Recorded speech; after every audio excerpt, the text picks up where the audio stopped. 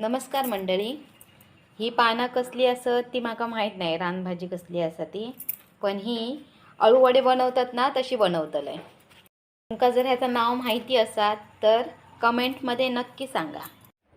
एका वाटक्यात बेसन घेतलंय, थोडा कुळथाचं पीठ टाकलंय, तेवढाच तांदळाचं पीठ टाकलंय, त्याच्यात मसालो टाकलंय, मीठ टाकलंय आणि आलं लसूणची पेस्ट टाकलंय. माझ्याकडे तीळ होते म्हणून तीळ टाकले आणि मिक्स करून घेतले. त्याच्यात थोडं पाणी घालून असा जाडसर करून घेतलं आहे.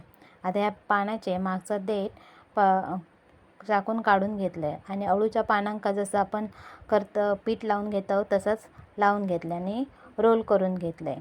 आता ते इडलीच्या पात्रात मी हे वाफवून घेतलं आहे. आता ह्या 5-10 मिनटं वाफवून घेतलं आहे. रोल वाफवून झालो. आता तो कट केला आहे आणि शालो फ्राय करून घेतलं आहे. चवीक खूप छान लागतात.